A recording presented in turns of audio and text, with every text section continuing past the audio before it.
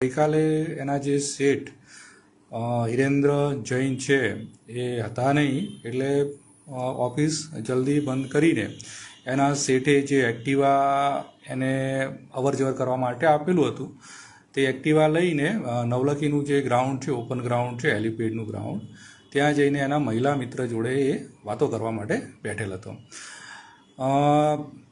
તે દરમિયાન લગભગ 8:45 વાગ્યે તેમાં ફરિયાદીના જણાવ્યા પ્રમાણે હોન્ડા શાઇનનું બાઇક લઈને 3 ઈસમો ત્યાં આવેલ હતા, એક જ સવાર ગાડી પર હતા, અને એમાં જે ચલાવનાર હતો એણે એનું આઈ કાર્ડ બતાવેલ કે હું પોલીસમાં છું એમ કરીને આઈ કાર્ડ અંદર રાખી દીધું, તમે અહીંયા કેમ બેઠા છો, અને એમ કરીને એમની પાસે એણે ગાડીના કાગળ માંગેલા હતા, લાયસન્સ માંગેલા હતા, પણ જે ફરિયાદી છે એ ફરિયાદી પાસે આ બધા પેપર ના હોય, એણે કીધું કે હું તમારું સમાધાન કરાવી દઉં.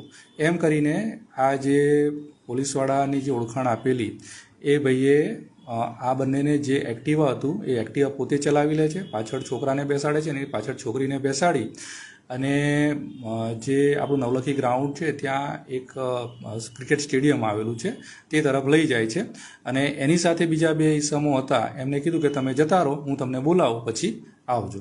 એમ કરીને આ ત્યાં લઈ ગયો, અને ત્યાં લઈ જઈને આ છોકરાને આણે ગડદાપાટું મારવા માંડેલ, જેથી કરીને છોકરો અને છોકરી છે એક્ટિવા ત્યાં છોડી અને ગભરાઈને આપણી સોલર પેનલ છે ત્યાં આવી ગયેલ હતા, અને આ જે છોકરી છે ત્યાંથી રવાના થઈ ગયેલ હતી.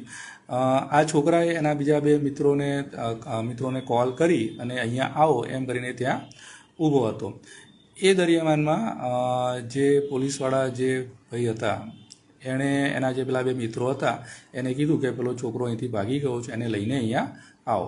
એટલે એ ત્યાં સોલાર પેનલ ગયા અને પાછા એને બાઇક પર લઈ અને જે એક્ટિવા અપાઈ દઈશું એમ કરીને ત્યાં લઈ ગયેલ, અને ત્યાં પાછો આ 3 જણ થઈને એને મારવા માંડેલ હતા, જેથી કરીને એ છોકરો છે પાછો ત્યાંથી ભાગી ગયો અને સોલાર પેનલ પાસે આવેલો હતો.